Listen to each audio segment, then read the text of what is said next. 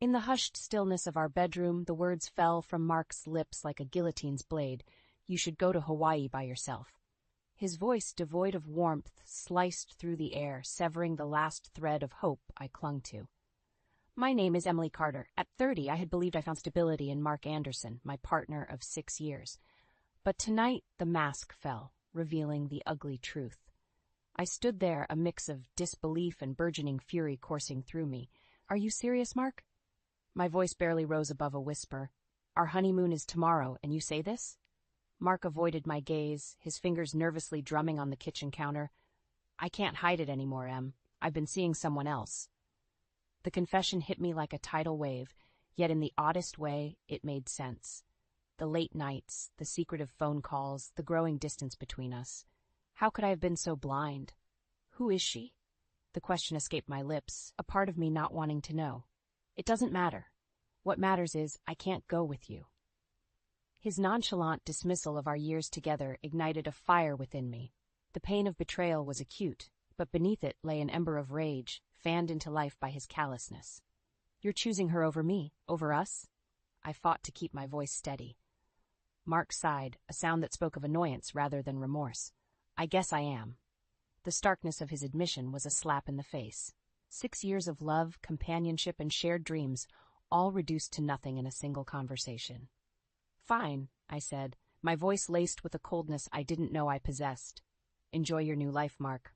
I hope she's worth it. I turned on my heel and strode to our bedroom, each step fueled by a growing determination. If Mark thought he could discard me so easily, he was sorely mistaken. The pain he inflicted tonight wouldn't go unanswered. As I packed my suitcase, my mind raced. The honeymoon to Hawaii, a trip meant for two, now a solitary venture. A bitter laugh escaped me. Perhaps this was the universe's twisted way of granting me freedom. The night wore on, the silence of our apartment punctuated by the sound of my packing. Mark didn't come to the bedroom, nor did I expect him to. The man I loved or thought I loved was a stranger now. By dawn, my suitcase stood ready by the door, a symbolic severance of my ties with Mark. As I looked around the room, a room that once harbored dreams of a shared future, I felt a resolve solidify within me. Mark Anderson, you will regret this night. This isn't just a trip to Hawaii anymore. It's the beginning of your downfall. As the plane soared towards Hawaii, I, Emily Carter, sat gazing at the cloud-strewn sky, my thoughts a tumultuous storm. The seat beside me, meant for Mark, stood as a glaring reminder of the betrayal that had set me on this journey. In the confined space of the airplane, memories of Mark and me swirled around, mocking me with their sweetness turned sour. I remembered our first meeting, the laughter-filled dates, the day he proposed. Each memory, once cherished, now felt like shards of glass piercing my heart. But amidst the pain, a plan was taking shape. A plan not just of moving on, but of ensuring Mark felt a fraction of the pain he had inflicted on me. It was not just about revenge, it was about justice. The flight attendant's voice jolted me back to reality. Would you like anything to drink, ma'am? Just water, thank you, I replied, my voice steadier than I felt. As she moved away, my phone buzzed. It was Mark. I see you're still going to Hawaii, his text read, a trace of accusation in his words. I typed back, my fingers steady. Yes, Mark, you made your choice, and I've made mine. You're being dramatic. We can talk about this when you're back, he replied, the audacity of his message igniting my anger further. There's nothing left to talk about. Enjoy your life with her. I hit send and turned off my phone. I wasn't going to let Mark disrupt my thoughts any longer. As the plane descended into Hawaii, a plan crystallized in my mind. I would use this trip not just for healing, but to set the stage for Mark's comeuppance. He would learn that actions have consequences, and sometimes those consequences strike where it hurts the most. I checked into the hotel, a beautiful beachfront property that should have been the setting for our honeymoon. Now it was the backdrop for the unraveling of my former life and the weaving of a new narrative. That evening, as the Hawaiian sunset painted the sky in hues of orange and pink, I sat on the beach, my phone in hand. It was time to initiate my plan. I began with a simple post on social media, a picture of the sunset with a caption that hinted at new beginnings and unexpected turns. The post was ambiguous, but I knew it would stir curiosity among our friends and family. I wanted Mark to feel the eyes of our shared world on him, questioning, doubting. It was the first step in showing him that his actions would not remain hidden in the shadows. I spent the next few days exploring Hawaii, each activity a bittersweet experience. Kayaking, hiking, lounging on the beach, I did it all, documenting my solo journey on social media, my posts a mix of subtle jabs and overt displays of my newfound independence. One evening, as I dined alone in a cozy restaurant, my phone buzzed. It was a message from Mark's sister, Laura. "Emily, are you okay? Your posts seem off. Is everything all right with you and Mark?" I stared at the message, a part of me feeling guilty for worrying her. But this was a necessary part of my plan. Mark's facade had to crumble, and it had to start from within his circle. "Hey, Laura, thanks for checking in. Let's just say life has thrown me some unexpected curves. I'll explain more when I'm back. Hope you're well." As I sent the message, I knew it would set the rumor mill in motion. Laura, caring and concerned, would undoubtedly share her worries with others. Mark's betrayal, once a painful stab in my heart, was now the weapon I wielded with precision. In the days that followed, I felt a transformation within me. With each post, each step I took alone in Hawaii, I was shedding the skin of the woman who loved and trusted Mark Anderson. In her place stood someone stronger, fiercer, and ready to ensure that karma was not just a concept, but a reality that Mark would soon face. The Hawaiian sun cast its warm glow over the ocean, a stark contrast to the cold resolve in my heart. Emily Carter, once a believer in fairy tale endings, now played the lead in a tale of deceit and retribution. As I sipped my coffee at a seaside cafe, my phone buzzed with a text from Mark. His words, filled with feigned concern, only fueled my resolve. "Emily, we need to talk. I'm worried about you." With a wry smile, I texted back, "There's nothing to worry about, Mark. I'm enjoying Hawaii, just like you're probably enjoying your time with her." His quick response, laced with frustration, didn't surprise me. "This is ridiculous, Em. You're blowing this out of proportion." "Am I?" I typed, my fingers moving deftly across the screen. "Or maybe you're just beginning to realize the consequences of your actions."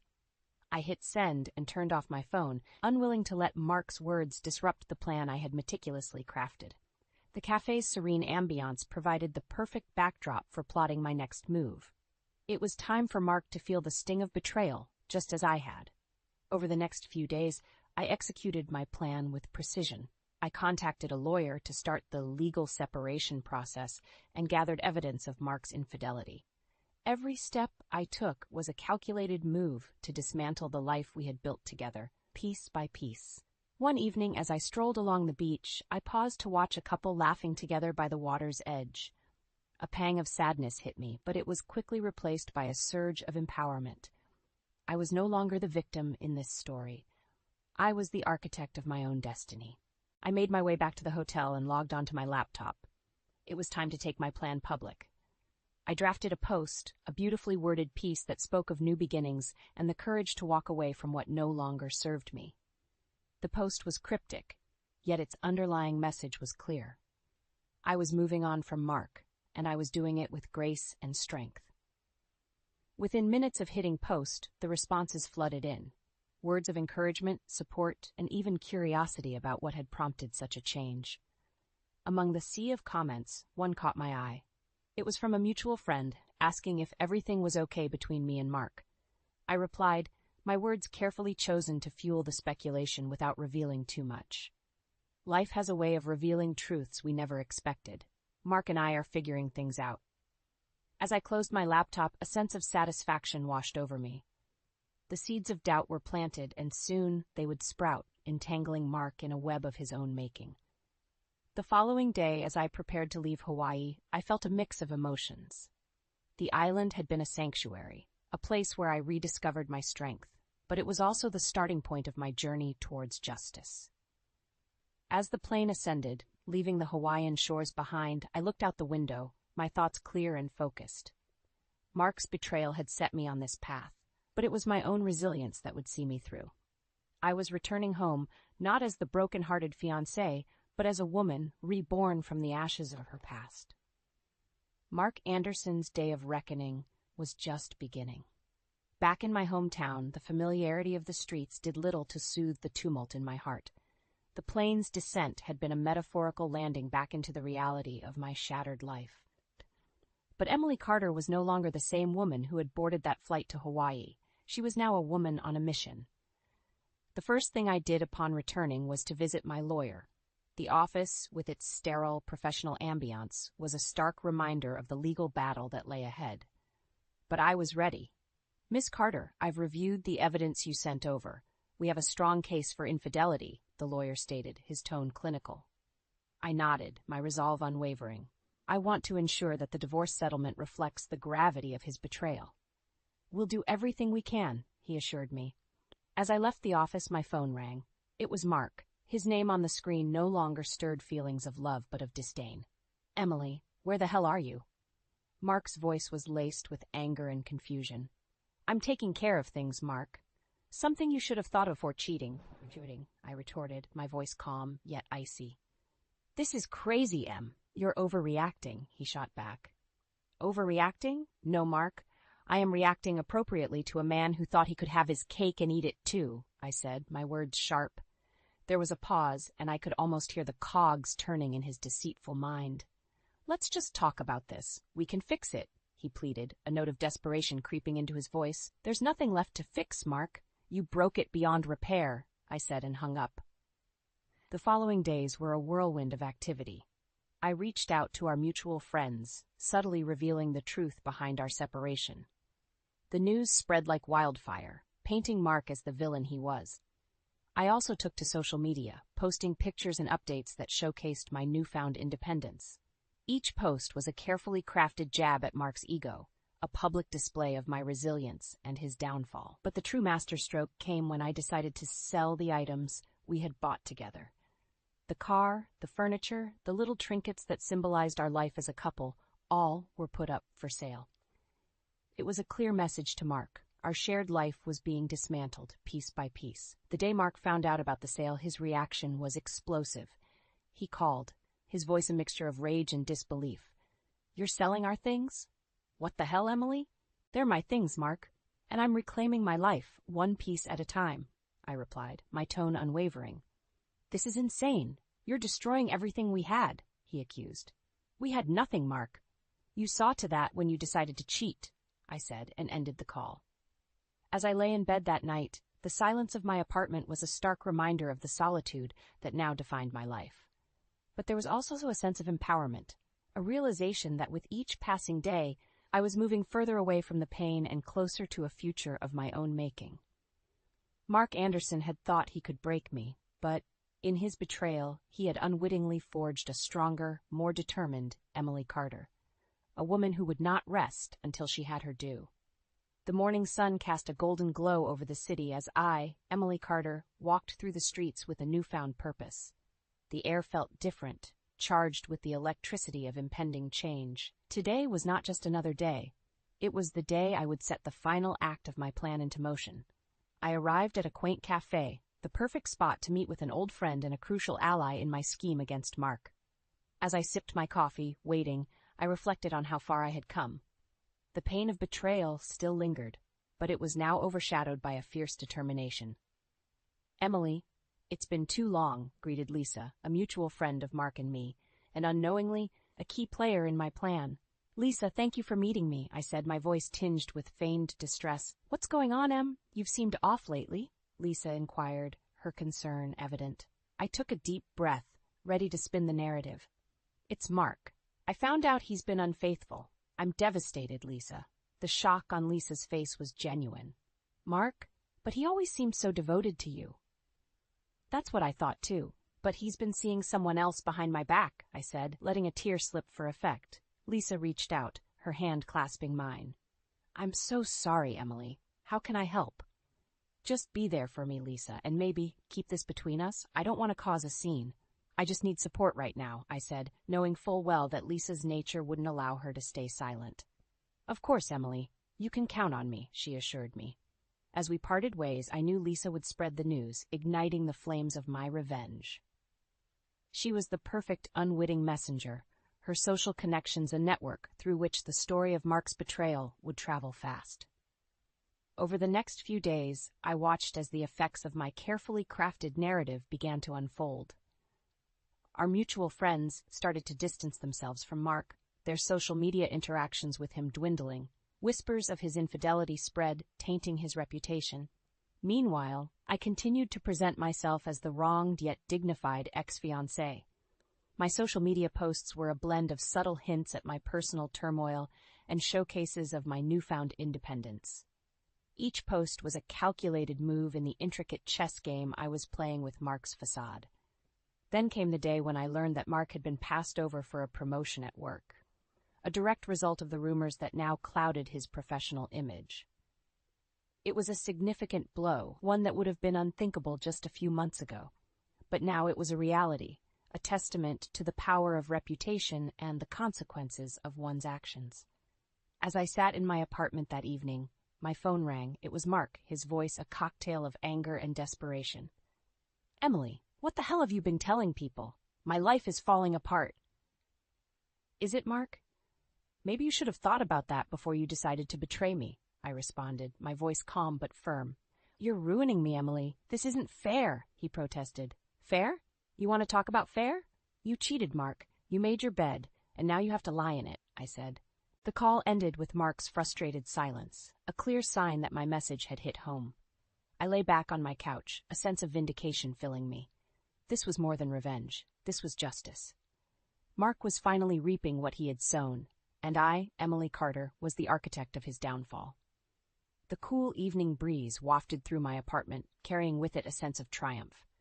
The walls, once a symbol of shared dreams with Mark, now stood as a testament to my newfound strength. I, Emily Carter, had turned the tables, and the sweet taste of revenge was more satisfying than I had imagined. As I poured myself a glass of wine, my phone buzzed with an incoming call. It was Mark, his name flashing on the screen like a beacon of his desperation. "Emily, we need to talk. This has gone too far," he said, his voice strained. I took a sip of my wine, savoring its richness. "Talk? What's there to talk about, Mark? You made your choices, and now you're facing the consequences. You've destroyed my reputation, Emily. My friends, my job, everything is falling apart because of these rumors," he accused, his voice laced with bitterness. "Rumors? Mark, the truth has a way of coming out. You can't hide from what you've done," I replied coolly. "This isn't you, Emily. This vindictiveness, it's not you," he pleaded. I laughed, a short, sharp sound. "You'd be surprised, Mark. Betrayal changes people. You should know. You're the expert." The line went silent for a moment. "I'll make it right, Emily. Please, let's just put this behind us," he begged. I shook my head, even though he couldn't see it. "It's too late for that, Mark. You've shown your true colors, and I've shown mine. This is the end of our story." With that, I ended the call, cutting off any further pleas from Mark. The sense of empowerment was exhilarating. For too long, I had been the victim of his deceit, but now I was the author of his downfall. Over the following days, I watched as Mark's social circle shrunk, his friends distancing themselves as the truth of his infidelity spread. His professional life, too, suffered, with the missed promotion being just the beginning of his career troubles. But the most satisfying part was yet to come. Through a mutual acquaintance, I learned that Mark's affair partner had left him, unable to handle the public scrutiny and the reality of being with a man of tarnished reputation. Mark was left alone, a pariah in the life he had chosen over me. As I sat in my living room, the walls no longer felt oppressive. They were my sanctuary, a place where I had rebuilt myself from the ashes of a broken heart. I had taken back control of my life, and in doing so had ensured that Mark felt the full weight of his betrayal. The journey had been painful, fraught with moments of doubt and anguish. But as I looked back, I realized it was necessary. It had led me to a place of strength and independence, a place where I could finally close the chapter on Mark Anderson and look forward to a future of my own making. Emily Carter, once the betrayed fiancée, was now a woman reborn, a woman who had faced her demons and emerged victorious. The sweet taste of revenge lingered, a reminder that sometimes justice is served not in the courts, but through the actions of those who refuse to be broken. The journey of revenge had reached its end, but for me, a new chapter was just beginning. Sitting at my kitchen table with a cup of coffee, I reflected on the transformation that had taken place. The pain of Mark's betrayal, once a consuming fire, had now dwindled to a mere flicker in the story of my life. My phone rang, breaking the morning's tranquility. It was a call from Laura, Mark's sister. I hesitated for a moment before answering. "Emily, I heard about everything." Laura's voice was tinged with sadness. "I'm sorry for what Mark did to you." I sighed softly. "Thank you, Laura. It's been a tough journey, but I think it was necessary." "Mark's a mess, Emily. He's lost so much, his friends, his reputation. I never thought he'd be capable of something like this," she said, her voice filled with disbelief. "I didn't either, Laura, but we often don't see the true colors of a person until we're forced to," I replied, my tone resolute. There was a pause filled with unspoken words and shared pain. "I hope you find happiness, Emily. You deserve it," Laura finally said. "Thank you, Laura. I wish the same for you," I replied, ending the call with a sense of closure. As the day progressed, I busied myself with work and plans for the future.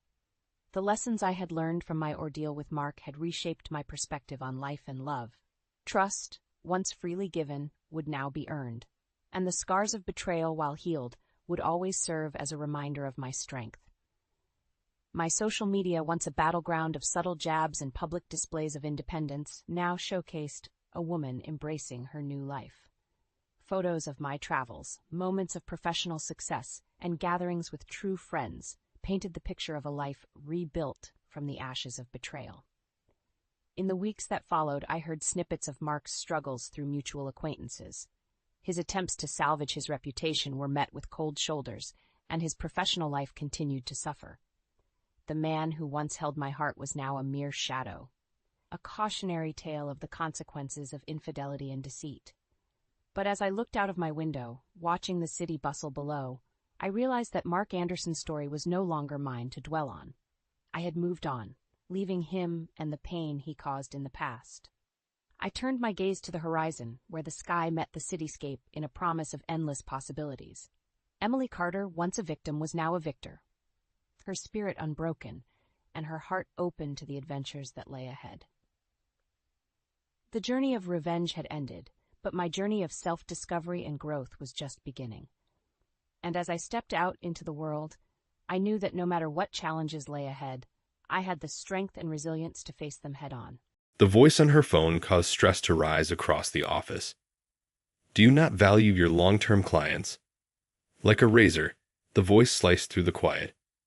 She hung up and turned to face me in silence for a bit before letting out a long sigh and giving me a worried expression. "Mason, what do we do at times like this?" There was a tone of complete helplessness in her voice. I became increasingly aware that I needed to help her more aggressively. Mason is my name, and I am 39 years old. I work on an 8-companies maintenance team, where my major responsibility is to manage business systems that were created internally. Fixing system bugs, enhancing performance, and responding to sporadic user requests for new features are all part of the job description. Each team member supports the others while devoting themselves to particular tasks. Answering questions and performing daily system checks are my main responsibilities. I frequently deal with database problems and data update errors, identifying each issue and resolving it. I examine error data and verify system functionality. Although we rarely receive recognition for our work, we make sure everything goes without a hitch by working in the background. This is our maintenance team's pride and the real worth of our labor. It seems like the greatest pleasure when a client says, "We chose this system because the support is so reliable." Seldom. I never gave any thought to my reputation on the team. I was not a loud or conspicuous person. I merged into the background, if anything. However, one day while I was going about my regular business, something started to change a little. Meeting a new person served as the impetus for this transformation. Because of her, I began to alter even though I never felt the need to stand out. It took place on the day that the maintenance team leader's transfer was made public. Emma was the one who came to take his place. Emma was 34, according to her former coworkers. She was chosen as the new maintenance team leader because of her great willingness to contribute to the long-term stability and efficiency of systems, and because she had previously excelled in the development department. On her first day, Emma immediately changed the vibe of the team with her upbeat disposition and fair, friendly manner. Her cheerful personality appeared to shine through her desk. She had the self-assurance of a leader, was well-groomed in a sharp suit, and had distinctive features. She exuded an accessible charm with her soft expression. Every time she talked, her voice had a pleasing way of echoing in my ears, and her seat was near mine. I was anxious about Emma's words when she first approached my desk, but she was only introducing herself. "Hi, Mason. The former leader told me you're dependable and experienced. I'm excited to work with you, even if I may need to rely on you occasionally." Her comments calmed me down. "If there's anything I can do, I'm happy to help. I look forward to working with you too." I exhaled a sigh of relief after answering her upbeat greeting and hopeful glance. A simple smile relieved the anxiety I had been experiencing, so of course I grinned back. Her upbeat demeanor inspired me to approach my task with a fresh perspective. During daily operations, Emma treated everyone equally. When someone had new ideas or suggestions, she would actively encourage team discussions. She even took an interest in the work I quietly tackled. "Mason, how's the progress on the issue?" she'd often ask casually.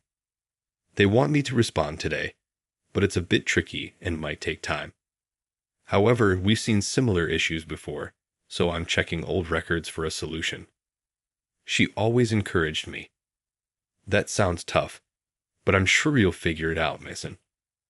Oh, and if you ever hit a wall, don't hesitate to let me know. I can check with the development team for you." Her consideration and kindness gradually started changing me. The previous leader was by no means a bad leader. He was systematic and thoroughly maintained organized management. Under his leadership, work always proceeded according to plan, and there were very few mishaps within the maintenance team. He had extensive technical knowledge and earned the respect of everyone on the team. However, his leadership came with a certain strictness, and at times, the team's atmosphere was tense and a little strained. In contrast, Emma's leadership style was flexible and open. She valued each member's opinion and made an effort to create an environment where ideas could be freely expressed. Thanks to her, the team's atmosphere became more relaxed and creative. Even I began to talk more actively with other team members. The internal work life, which often felt isolating, gradually started to feel brighter. Thanks to her, her presence had colored my world in ways I hadn't imagined. Each day at the office became something I looked forward to more than before. To my surprise, I found myself enjoying our conversations so much that I started sharing my worries and concerns about work with her. Emma's warm personality and dedicated attitude toward the team slowly began to unravel the tension I carried. One day, Emma approached my desk with a slightly anxious expression. "Mason, there's a bit of a problem. You know that request from the client you handled recently? I went to consult the development team because it's tough for our team to address," she said. Her voice unusually carried a hint of agitation. She was referring to a request I'd received from a client about modifying the report generation feature of their business system. But this wasn't an ordinary issue. The problematic feature had been developed using Procobol, a programming language now considered ancient. No one on our team knew how to handle it, and even the development team had no experience with it. The last person who worked with the language had left the company 4 years ago. Looking at me apologetically, Emma explained our team doesn't have the skills to handle this, and the development team can't step in either. I plan to give the client some kind of answer, but I can't think of a good one right now. Her expression showed just how troubled she was. Seeing her like that, I also wanted to do something, but there seemed to be no way out. Emma had no choice but to inform the client that the issue couldn't be fixed. As I watched her make the call, I could practically hear the client's anger spilling over to our side. The frustration practically echoed throughout the office. "Don't you care about your longtime clients?" The voice on the other end cut through the tense silence. She tried her best to respond sincerely, but the voice on the other end only grew angrier. When she finally hung up, She turned to me, silent for a moment. Then, with a deep sigh and a worried look, she said softly, "Mason, what are we supposed to do in situations like this?" There was a hint of despair in her voice. The anxiety in her eyes weighed heavily on my heart as well. That incident made us painfully aware that we still had so much to learn. Technology advances day by day, but sometimes even old technologies need to be revived. That day, we didn't just feel our limitations as engineers, but we were forced to think seriously about how we could grow as a team. Looking into her eyes, I said firmly, "It might be tough, but let's try to find a solution together. At the very least, we should talk to Alex. We don't usually consult him about maintenance issues, but special situations require special measures." Emma looked a bit surprised at my suggestion, but nodded in agreement. "You're right. I'll contact Alex." Her expression seemed to brighten slightly, as if she'd found a glimmer of hope. She headed off to Alex, the department manager, to explain the problem and its impact, asking for his support. However, when Emma returned from Alex's office, her usual brightness was gone, and the disappointment on her face hinted at an unfavorable outcome. She slowly made her way back to her desk, looked me in the eye, and let out a deep sigh. Then, she quietly began to tell me about her conversation with Alex. "Mason, I told Alex everything about the issue, but he was pretty firm about it. He said, 'Emma, this is a critical matter. They're one of our key clients, and many users have been relying on our business system for years. We can't leave this problem unresolved, so find a solution however you can.'" He emphasized it with a serious look. Her voice trembled slightly under the weight of the pressure.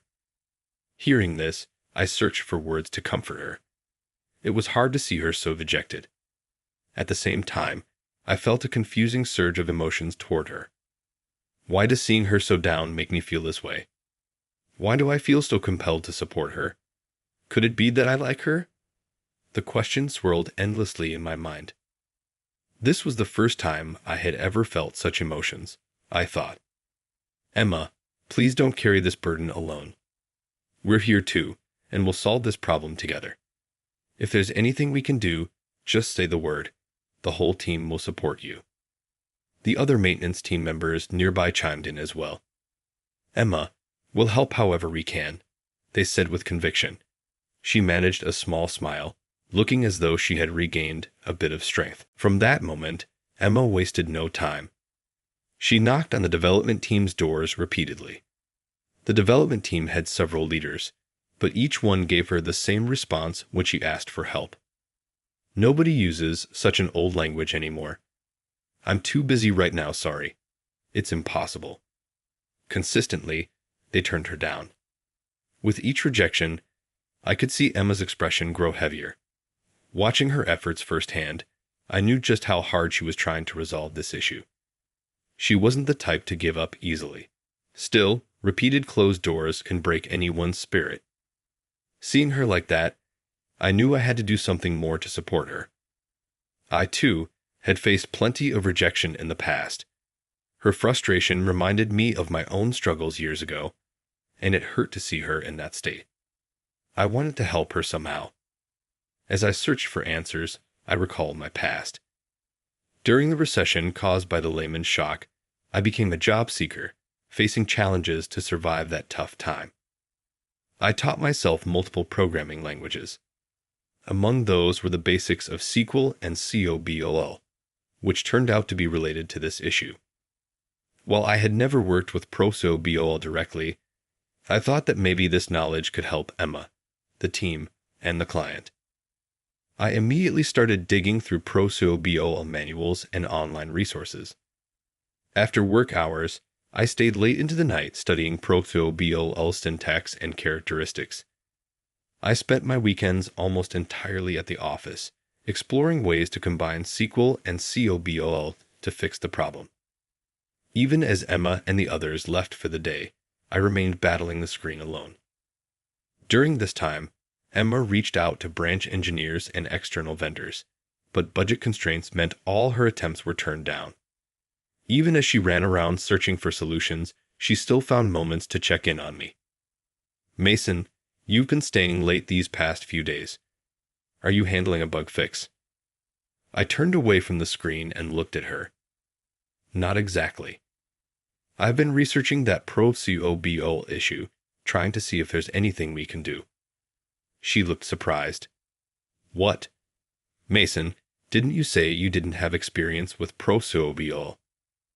I smiled slightly and explained to clear up her misunderstanding. No, I don't, but it's built on a combination of SQL and COBOL. I still use SQL, and I studied COBOL a long time ago.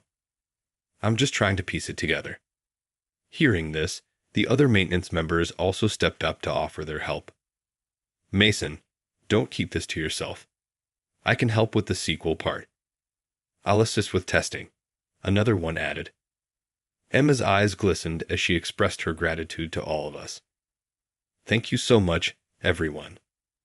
I've been struggling alone, but I can't believe how much support you're giving me. Mason, you and the whole team have given me hope.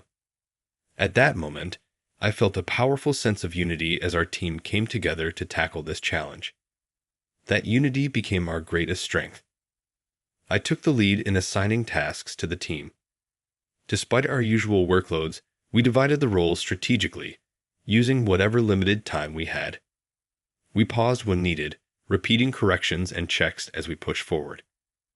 Each of us played to our strengths, working together with all our might to solve the issue. Even in the midst of our business, collaborating as a team gave us a sense of steady progress. With every obstacle, our bond grew stronger, and our mutual support solidified. It was a great opportunity for me to grow in the process of working together as a team toward a common goal. While each person did his or her job well, those days continued for 2 weeks. After countless rounds of trial and error, we finally discovered a solution to fix the program. We ran numerous simulations and conducted thorough tests, down to the smallest detail.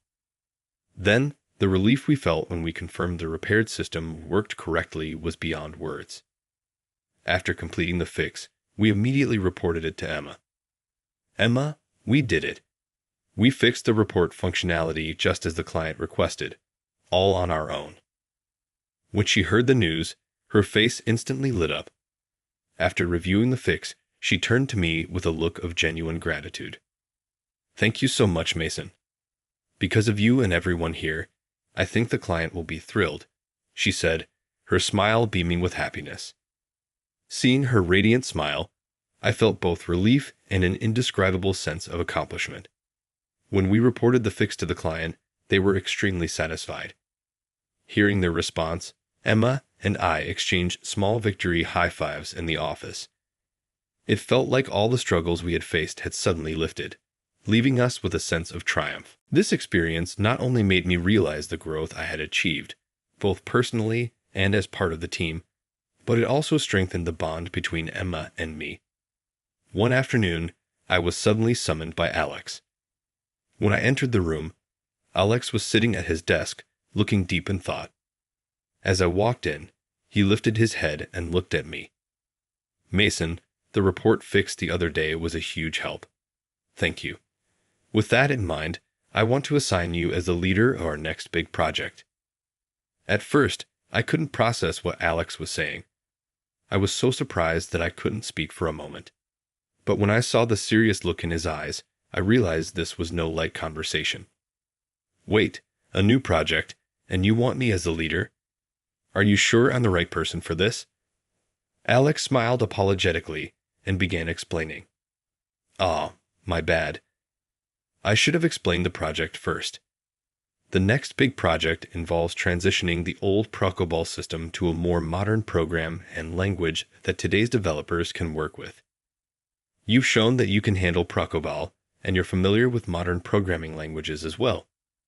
By switching to a new system, we'll be able to resolve future issues or requests more efficiently.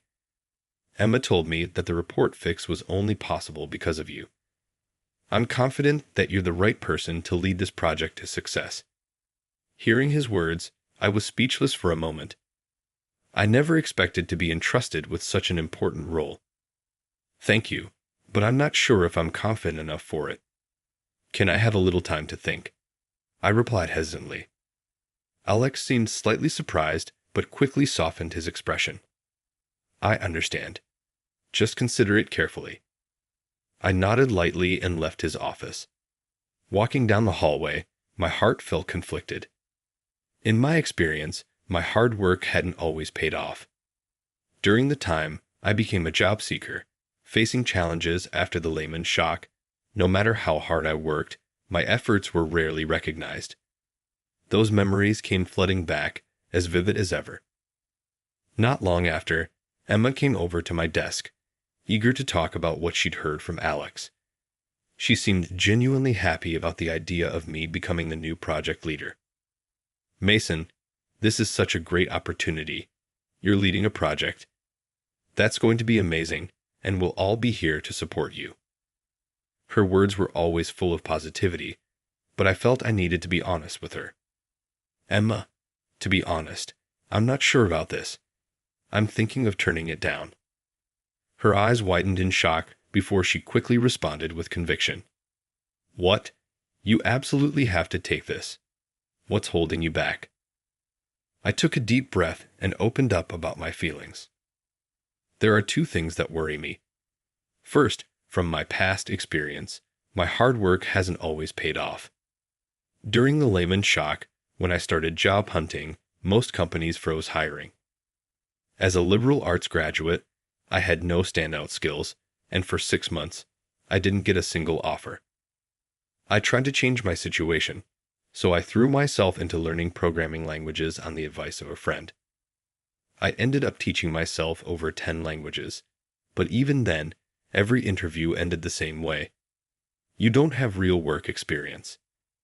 It took over a year before I finally landed a job, and that was only because of a connection. That's when I realized that sometimes effort isn't enough. So now I'm scared that even if I try hard, it might all be for nothing. Emma patiently listened to me, and when I finished, she spoke softly but firmly. But Mason, this time is different. I saw how alive you were when you tackled that issue, how much you shined. Watching you inspired me too. Her words struck a chord within me. I realized that little by little, my recent work had been helping me heal from those past scars. Back when I first started learning programming, I held on to the hope that it might open doors for me, and I also genuinely enjoyed it. That's why I kept learning language after language. Even when Alex brought up the report fix project, a part of me imagined how smoothly it could be done with the right programming tools. Emma's optimism and gentle smile planted a new seed of hope within me. There was no point in being tied down by my bitter past. It was time to move forward again, to have the courage to take another step. Then Emma asked, with a soft smile, "Can I hear the second reason?" Feeling a little embarrassed, I muttered quietly, "Well, I just thought it'd be nice to keep working with you." Hearing that, she looked a little surprised, but her expression quickly softened into a bright smile. "That's even more reason for you to take on the role, Mason. I know you'll turn this project into something incredible. I'm looking forward to seeing you lead the team and support us as the amazing leader I know you can be," she said, encouraging me. Her words gave me the push I needed to solidify my resolve. I decided to take the challenge, to work alongside her, supporting one another and growing together. With that vision in mind, I committed to moving forward. For the next 6 months, I threw myself into the report generation feature modification project. When I first accepted the role of project leader, I felt like a heavy weight had been placed on my shoulders. But thanks to Emma and the support of my team members, my initial anxiety gradually transformed into confidence. We decided to migrate the report generation program from Procobol to Python. After careful comparison, Python was chosen based on the development team's familiarity and ease of future maintenance. Every day was spent working late into the night, and weekends were often spent cooped up in the office. But every step we took brought us closer to success. We meticulously combed through the existing code line by line, rebuilding it in the new programming language. My proficiency in multiple programming languages turned out to be a tremendous asset in this project. As the project progressed, collaboration with the development team grew stronger and more seamless. The development team members began to highly value my programming knowledge, and I also received a lot of advice and support from them. The development team's leader, Matthew, approached me one day and said, "Mason, your work on this project has been a huge help. Not just the technical solutions, but also the thoughtful documentation and design for long-term maintenance. I've learned so much from you." Hearing those words, I felt like all the long hours of effort had finally paid off. The programming languages I had struggled to learn during my jobless days were now proving to be invaluable. I realized that all the hardships back then had not been in vain. This experience became a powerful testament to overcoming that difficult time, filling me with confidence for my future career. Seeing my skills recognized and witnessing them create tangible value made me truly believe that the path I had chosen was the right one. After 6 months of hard work, the project was finally complete. The new report generation system began running smoothly. When we informed the client that future modifications would now be much easier, they gave us high praise. Following this success, Alex officially entrusted me with a leadership position on the development team. "Mason, under your leadership, this team has achieved great results. I'm counting on you to take us even further," he said. Hearing those words filled me with both pride and a sense of responsibility. Through this project, I had overcome the fears and doubts that had been holding me back. It was thanks to Emma, my team, and the development team's support that I had been able to achieve this. As a leader now, I wanted to take on even more projects, guiding the team to greater success. Seeing the entire team grow and improve together became my greatest joy. After the project's successful completion, I made a decision. I decided to invite Emma out to dinner to express my gratitude and to share something deeply important. I was finally ready to tell her how I felt about her. On a slightly chilly autumn evening, I invited Emma to a cozy local Italian restaurant. When she arrived, she wasn't in her usual suit, but dressed in a casual outfit. Seeing her like that was refreshing, and I found myself growing nervous. "Thank you for bringing me to such a lovely place, Mason," she said with a smile, which gradually eased my tension. As the evening went on, we talked about the project, our future work, and even personal hobbies. Her laughter and attentive listening made me appreciate her even more, revealing just how deep and kind-hearted she was. When dessert was almost over, my heart began to race. I took a deep breath and decided to speak my mind. "Emma, there's another reason I asked you to dinner tonight. Working on this project, I've gotten to know you so much better, and I'm truly grateful for that. And I've also realized that I've grown to care about you. I like you." It was difficult to get the words out, but I looked straight into her eyes as I spoke. She looked surprised at first, but then her face softened into a warm smile. "Mason, I feel the same way. I've always relied on you as a team member, but ever since the report fix, I've watched you grow and shine right by your side. I want to spend more time with you too." Hearing her words, my heart overflowed with relief and joy. That moment became one of the happiest in my life. From that day on, we started dating.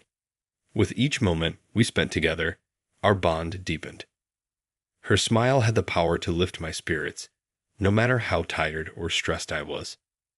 With her support, I found the strength to face the daily pressures of work. Years later, we got married and built a small but happy family together. Having a partner who supported me both at work and in life brought new colors and meaning to my world. Meeting Emma and sharing every day with her is the greatest joy in my life. Back then, when I became a job seeker facing challenges due to the effects of the Lehman shock, I faced countless hardships. But the effort I put into learning programming languages ultimately led me to this happy future. That difficult period shaped who I am today and perhaps prepared me to meet Emma. Looking back now, I realize that those struggles became the foundation that brought us together so strongly. Meeting and the journey we've shared, growing side by side, is an irreplaceable treasure to me.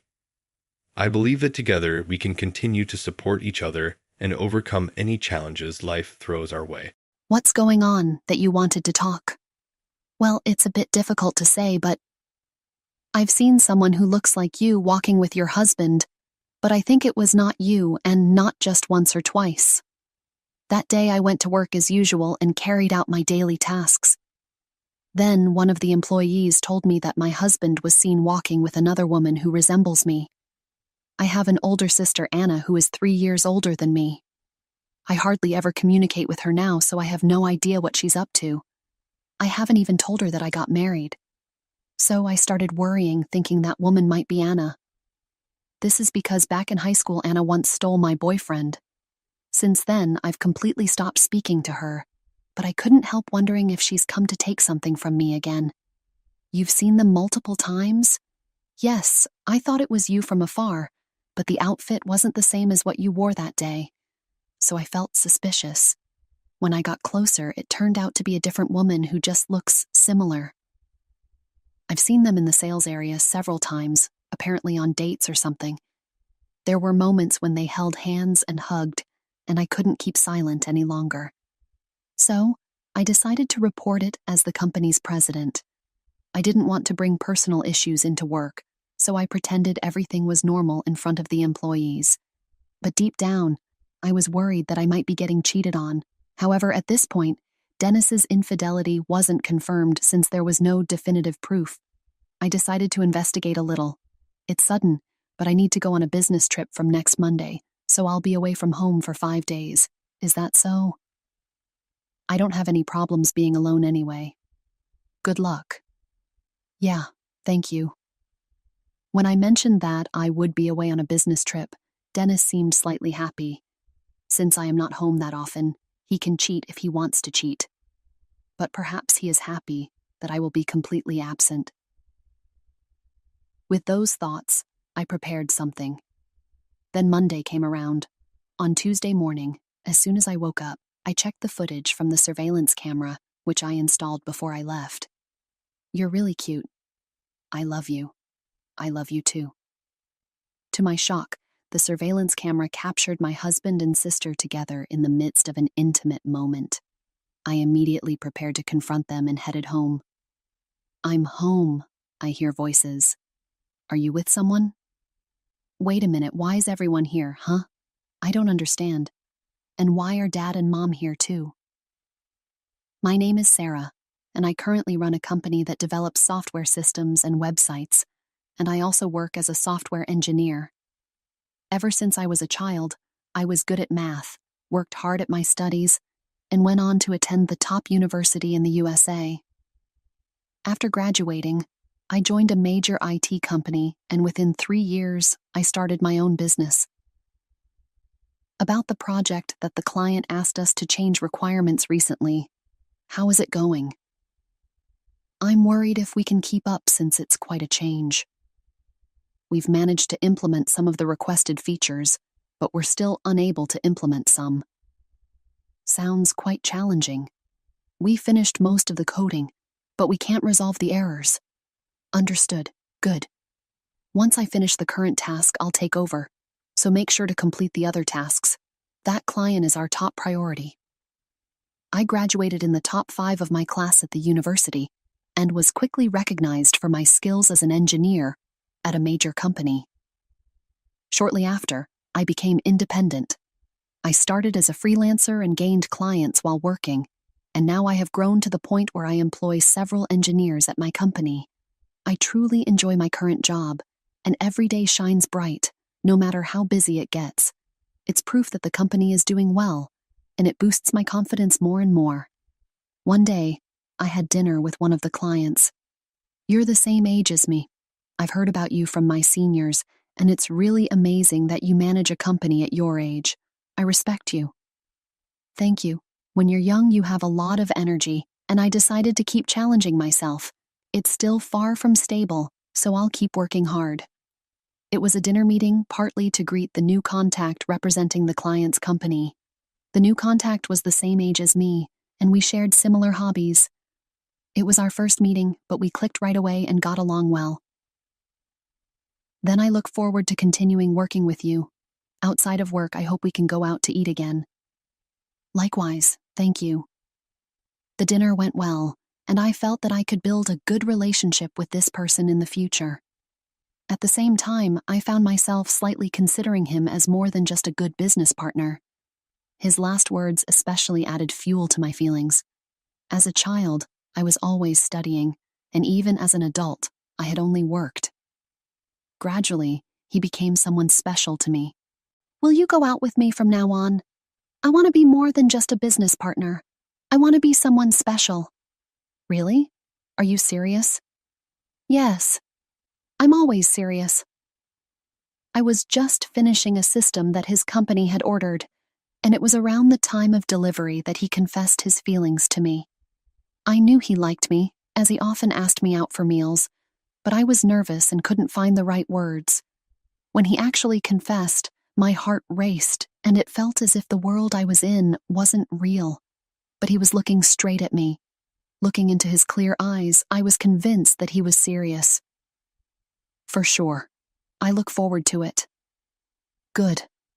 I thought I messed up for a second there, but I'm happy it worked out. Because I was busy with work, I never thought I'd have a boyfriend, so this confession made me truly happy. In my heart, I whispered that I would build a long relationship with him. About a year later, he proposed to me. It was a long-awaited proposal, and I felt the happiest I had ever been in my life. I thought that the happy days with Dennis would continue after marriage, but my expectations were betrayed in a bad way. I quit. Quit? You quit your job? What does that mean? Well, you run a company, right? Then there's absolutely no need for me to work. We can live comfortably on your earnings alone. I was at a loss for words, in shock. Dennis's argument that we could live on my earnings alone wasn't wrong, but the problem was that he quit his job without discussing it with me. Why didn't you consult me about it? If you were going to quit your job, you could have at least talked to me about it. I don't feel good about being informed this way, after the fact. You're kind. So if I had talked to you about it, you would have told me it's okay to quit, right? The answer is obvious, so why bother with troublesome consultations? Dennis didn't seem to think what he had done was wrong at all, and made excuses without showing any regret. The problem wasn't the financial aspect, but that he had made such a major decision alone. Now, we are not just a couple, but a married couple. As a married couple, consulting each other on big decisions is a must. It's a problem if you don't consult with me properly. It's not as simple as whether we can live off my income or not. You're running a company and making money, so covering living expenses shouldn't be a big deal, right? We're a couple after all. In exchange, I'll help out with the housework. Dennis said this without any hint of remorse.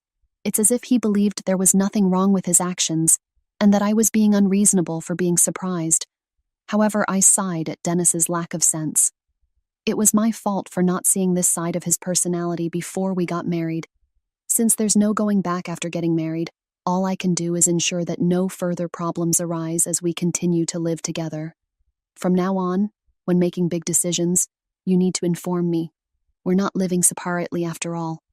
Just because I'm the president of the company doesn't mean I can use the company's money freely. You understand that, right? The company's revenue and my salary are separate things. I said I understand, didn't I? Stop nagging. I get it. You don't have to say the same thing over and over. Don't treat me like I am dumb, okay? If he truly understood, I wouldn't say anything more. Since he's not a child, I believe he understood why I was angry. Believing this, I decided to stop addressing the issue of him quitting his job on his own. However, his actions were completely contrary to his promises. He said he would help with housework in exchange for not working, but he did none at all. My company had implemented flex time, so I didn't leave the house until 10 a.m. Even at that time, he wouldn't get up at all, and yet he did nothing around the house and spent his days lounging, watching TV, or playing video games. My patience finally reached its limit. Hey, you promised you'd help with the housework. Why are you just playing around all the time? It's ridiculous that I have to come home from work and do everything. I quit my job because of stress, so this is a period of rest. I'm considering re-employment in the future, but that might become impossible if you keep this up, he said, almost as if he was threatening me. While he may have been stressed looking at his current situation, it didn't seem to be a serious issue. Every day, Dennis seemed to enjoy his time watching TV or playing games. I've seen many people stressed and struggled mentally, but he didn't fit any of those characteristics. Even so, if you have time to play games, you can do some housework, right? Like running the washing machine or the dishwasher. That's simple. We even have a robotic vacuum cleaner, so housekeeping should be much easier than usual. I'm not very good at housework in the first place. Well, I'll learn, little by little. Don't rush me. I was beginning to think it was useless to say anything more to him. It seemed like he only cared about himself and was indifferent to how I felt. Since there was no point in fussing over it any longer, I decided to hire a housekeeper. Work had been getting busier recently, and I simply didn't have the time to do household chores after work. If hiring a housekeeper would solve the problem, then so be it. Before I knew it, 5 years had passed. During that time, my company had grown significantly and succeeded in establishing 2 branches. I also started another company focusing on IT consulting, and now I have a company with about 2,500 employees. Then one day, "What's going on that you wanted to talk?" "Well, it's a bit difficult to say, but I've seen someone who looks like you walking with your husband, and I know it was not you, and not just once or twice." That day, I went to work as usual and carried out my daily tasks. Then one of the employees told me that my husband was seen walking with another woman who resembles me. I have an older sister, Anna, who is 3 years older than me. I hardly ever communicate with her now, so I have no idea what she's up to. I haven't even told her that I got married, but I started thinking that woman might be my sister. This is because back in high school, Anna once stole my boyfriend. Since then, I've completely stopped speaking to her. But I couldn't help wondering if she's come to take something from me again. "You've seen them multiple times?" "Yes, it was from a distance, so I thought it was you, the president. But the outfit was different from what you wore that day, which made me suspicious. So I went closer and realized it was a different woman who just looked similar. I've seen her in the sales area several times, probably on a date or something. There were moments when they held hands and hugged, and I couldn't stay silent anymore. So I reported it. Despite looking apologetic, I must appreciate her courage for coming forward with this information. Thank you so much for telling me. It's a family issue, so I'll resolve it within the family. But sorry for the trouble. From now on, you can focus on your work. I didn't want to create a heavier atmosphere, so I consciously spoke in a cheerful tone with a smile. Then her face gradually brightened up, and she quickly returned to her desk. As the president of the company, I didn't want to bring personal issues into the workplace. Even so, though, I continued to act normally in front of the employees. But inside, I was worried about the possibility of infidelity. However, at this point, Dennis's infidelity wasn't confirmed since there was no definitive proof. I decided to do a little digging. It's sudden, but I need to go on a business trip from next Monday, so I'll be away from home for 5 days. Is that so? No problem, I can manage alone. So good luck? Yeah, thank you. When I mentioned that I would be away on a business trip, Dennis seemed slightly happy. Usually, since I'm not at home, he can do whatever he wants. If he wants to cheat, he can cheat without me knowing. But since I am usually home at night, perhaps my complete absence from home makes him happy. With that in mind, I made certain preparations, and then Monday came around. As I told Dennis, I left the house for 5 days. However, the business trip was a lie. My real intention was to monitor Dennis's actions through a hidden camera in the house. He might bring his mistress home, and that was my target. Once I arrived at the hotel, I immediately checked the surveillance camera footage. Dennis was taking a shower and preparing to go out. I wasn't sure if he was going to meet his mistress, but I decided to watch his actions for now. After getting ready, Dennis left the house quickly, and while I continued to work, I kept checking the surveillance camera footage periodically. However, Dennis did not return home. So, I went to sleep. At midnight, Dennis hadn't returned yet, so I thought he might have stayed overnight somewhere. However, the next morning, as soon as I woke up, I checked the surveillance camera footage. You're really cute. I love you. I love you too. Shockingly, the footage showed my husband and my sister together, in the midst of being intimate. I was speechless with shock, but the next moment, my mind was filled with anger. The speculation that he might be cheating had turned into certainty. I could have stormed home alone, but before doing so, I decided to call various relatives. 30 minutes later, I was home. I hear voices. Are you with someone? I quietly shut the front door, trying to make as little noise as possible, and entered the house, knowing that the two were in the bedroom being intimate. I went up to the bedroom door, took a deep breath, and shouted loudly. Since I was monitoring the inside with the surveillance camera, I knew exactly what was happening inside. The moment they heard my voice, the two jolted, and then stared intensely at the bedroom door. Without hesitation, I opened the bedroom door and entered the room with the relatives I had brought with me. It seems you two are having quite a good time together, aren't you? Can you explain the situation so that all of us can understand? They looked like deer in the headlights. I made sure to control my emotions and handle the conversation smoothly. Ideally, I wanted to yell at them, but I knew that wouldn't be helpful. Wait a minute. Why is everyone here, huh? I don't understand. And why are Dad and Mom here too? After receiving a report from an employee that Dennis might be cheating, I independently conducted my own investigation. Though I couldn't catch any definitive proof, I discussed the suspicions with both my parents and my in-laws. They promised they would come immediately if anything happened. I called all my relatives in my contacts, and 10 or so of them gathered at my house to witness this chaotic scene. Do you both realize the seriousness of what you've done, getting involved with each other's family? What were you thinking? I was shocked when I heard there might be an affair, but to think it's Sarah's own sister, Anna. This has to stop now, both of you. This is unforgivable. How do you plan to take responsibility for this? Especially angry were both mine and his parents, who furiously yelled at Dennis and Anna. Facing the parents' furious expressions, Dennis and Anna seemed completely intimidated. They shrank smaller, looking down in silence. It was like watching a mouse cornered by a cat, and I felt profoundly miserable from the bottom of my heart. Wait a minute, let me explain. She came on to me. I told her we shouldn't do this because it's wrong, but it was like she forced me, kind of. Why are you lying? Yes, I initiated contact, but you were the one who got enthusiastic and invited me. You were enjoying it because you think I'm cuter than Sarah. Don't start lying now. Unlike you, I'm married. It was wrong for you to contact me in the first place. What they should be doing first is apologizing to me. Instead, they began to push the blame onto each other. Neither seemed to feel responsible for their actions, nor did they have any intention of apologizing. Some of the relatives who came were so appalled by their exchange that they were beyond angry.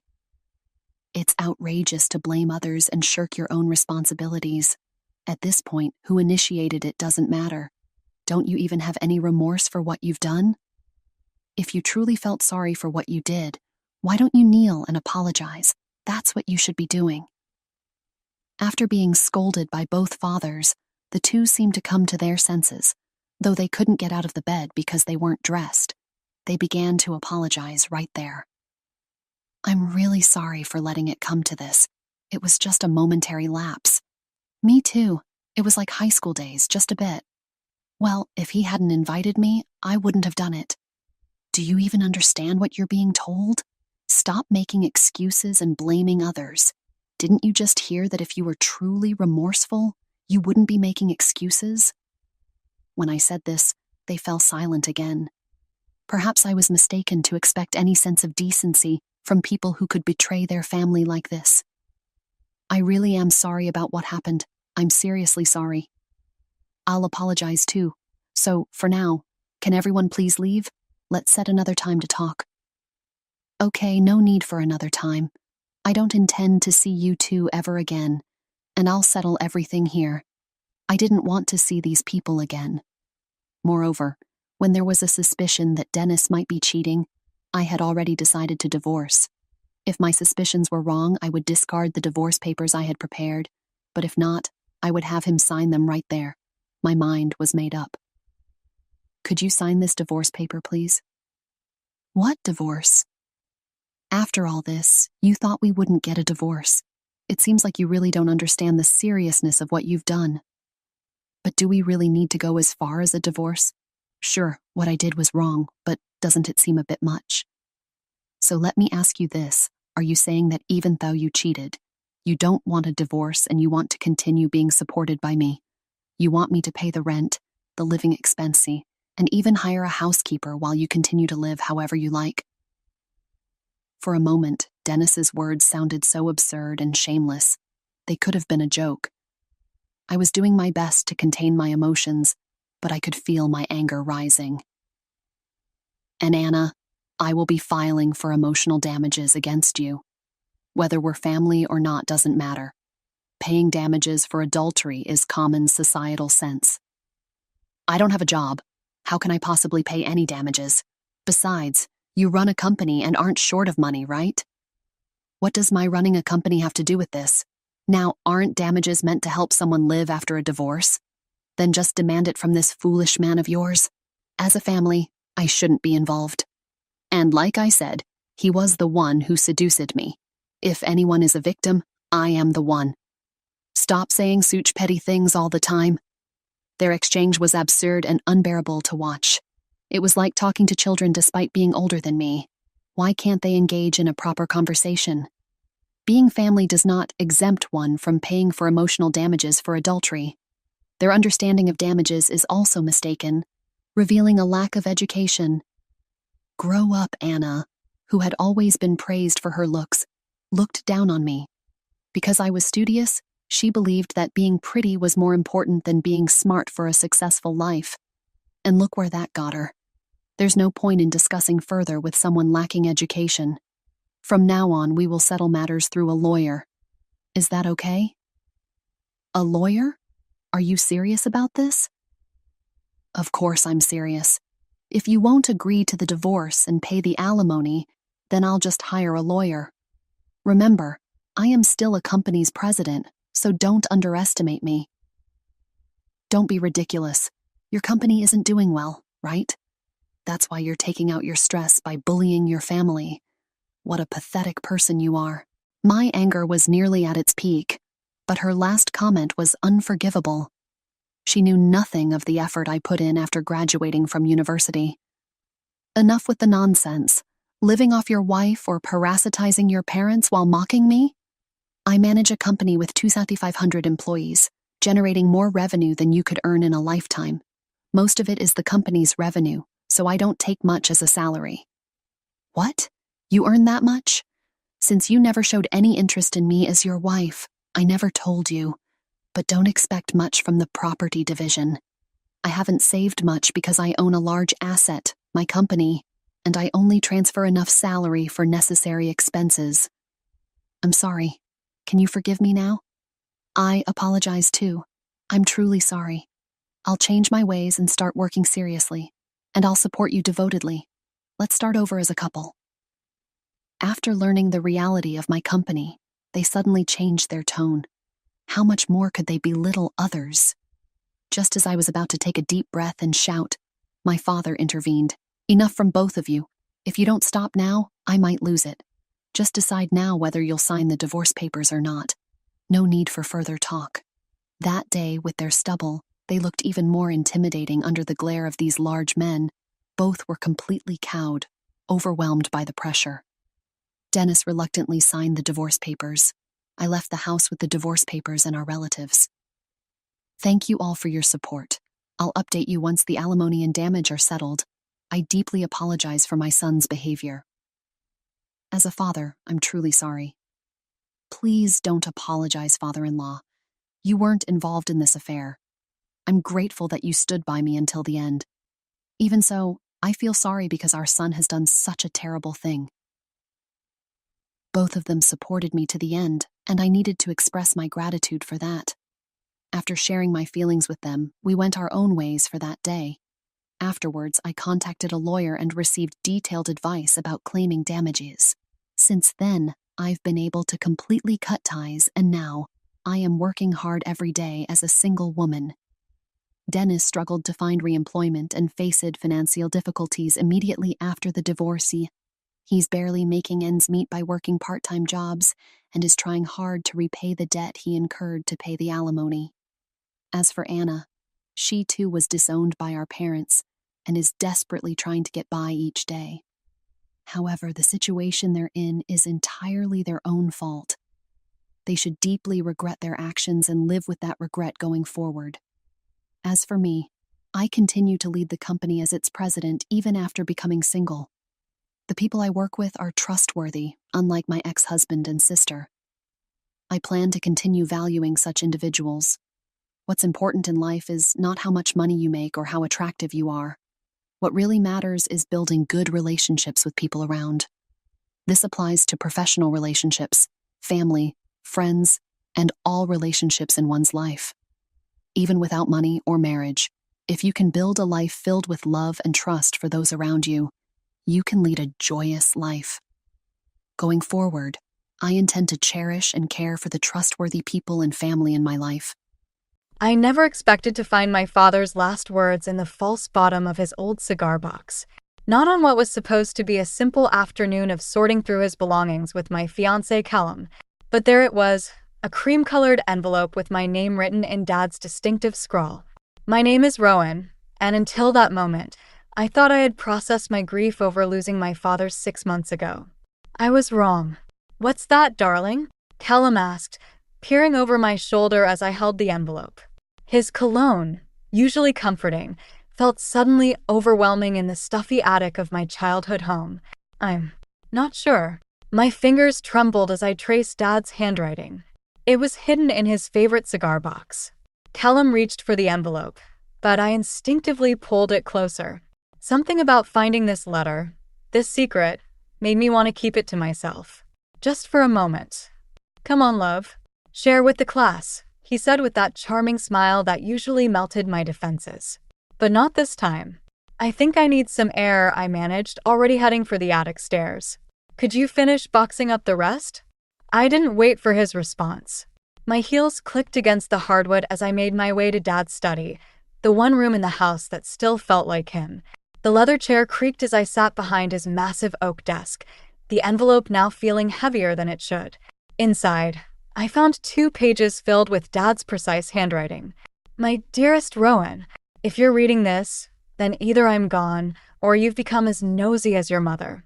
I'm betting on the former, though I hope I'm wrong.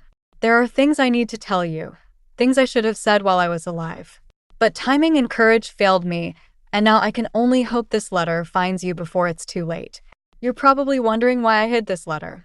The truth is, I've discovered something that changes everything, about our family's legacy, about the people close to you, and about the fortune everyone thinks I've left behind. Trust your instincts, sweetheart. They've always been sharper than mine. When something feels wrong, it usually is. Watch carefully those who seem most interested in what I've left behind. Not everything or everyone is what they appear to be. In my office safe combination your birthday, you'll find documents that will explain everything. But be discreet. Share this information with no one except your mother. She knows more than she lets on. Most importantly, remember that real wealth isn't always measured in dollars and cents. Sometimes it's measured in the wisdom to know who to trust. I love you, my girl. Stay strong. Dad. I read the letter 3 times, my heart pounding harder with each pass. What was Dad trying to tell me? And why the secrecy? A floorboard creaked behind me, and I quickly folded the letter, shoving it into my pocket. Callum appeared in the doorway, his smile slightly strained. "Found you," he said, leaning against the doorframe. "Everything okay?" "You rushed out rather quickly." "Just needed a moment," I replied, forcing a smile. "Dad stuff, you know? More emotional than I expected." He nodded sympathetically, but something in his eyes made me uneasy. Or maybe it was just Dad's words making me paranoid. "Speaking of your father's things, Callum said, his tone carefully casual. Have you given any more thought to when we might meet with the estate lawyer? Just to get everything sorted before the wedding. The question seemed innocent enough, but combined with Dad's warning, it hit differently. Why was my fiancé so interested in my father's estate? Soon, I said vaguely, my hand unconsciously touching the letter in my pocket. There's still a lot to process. As Callum nodded and turned to leave, I glanced at the painting behind Dad's desk, the one concealing his safe. Whatever secrets lay behind it would have to wait until I was alone. But one thing was certain, nothing about this felt right. And Dad had taught me to trust my gut. I barely slept that night, Dad's letter burning a hole in my thoughts. The next morning, as I opened my boutique, my phone buzzed with a message from Callum. Mother insists on treating you to lunch. The plaza at 1? She won't take no for an answer. Great. Just what I needed. An afternoon with Gwendolyn Hayes and her surgical smile. The morning crawled by as I helped customers, my mind elsewhere. At 12:55, I walked into the plaza's restaurant, spotting them immediately. Gwendolyn rose to greet me, her designer outfit perfectly coordinated, not a silver hair out of place. Darling, she air-kissed both my cheeks. You look exhausted. Wedding planning keeping you up. Just busy with the boutique, I said, sliding into my seat. Callum squeezed my hand under the table, but something felt off about his touch. Speaking of the boutique, Gwendolyn said, sipping her martini, Callum tells me you're still operating out of that quaint little space downtown. Have you considered expanding? Now that you'll have access to more resources. I felt my shoulders tense.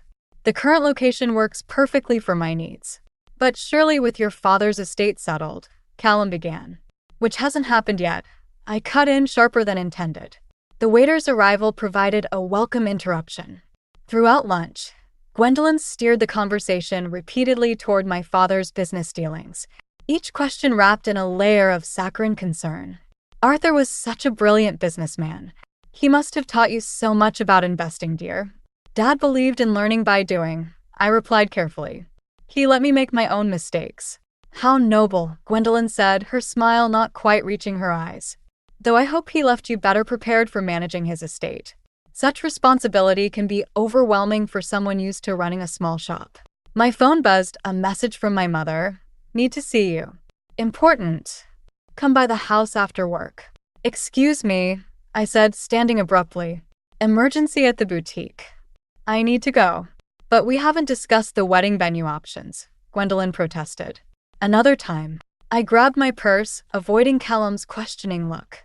As I reached the restaurant's entrance, I realized I'd forgotten my scarf. Turning back, I froze at the sound of their voices from around the corner. She's becoming difficult, Gwendolyn hissed. If she starts digging too deeply before the wedding.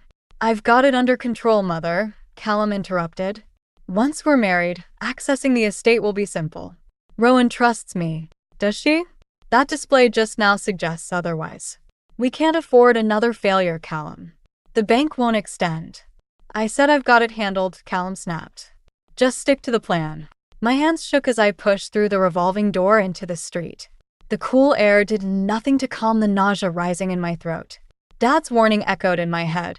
Watch carefully those who seem most interested in what I've left behind. At 6, I pulled up to my childhood home, finding Mom in the garden. She looked up from her roses, her expression grave. I found something in Dad's study, she said without preamble. Something you need to see. She led me inside, pulling out a folder filled with bank statements and legal documents. Your father knew something was coming. He started moving assets around 3 months before he died. What are you saying? I'm saying the estate everyone's so interested in, it's not what they think. She hesitated. And Callum's family? They're not who they pretend to be. Mom, what do you know about them?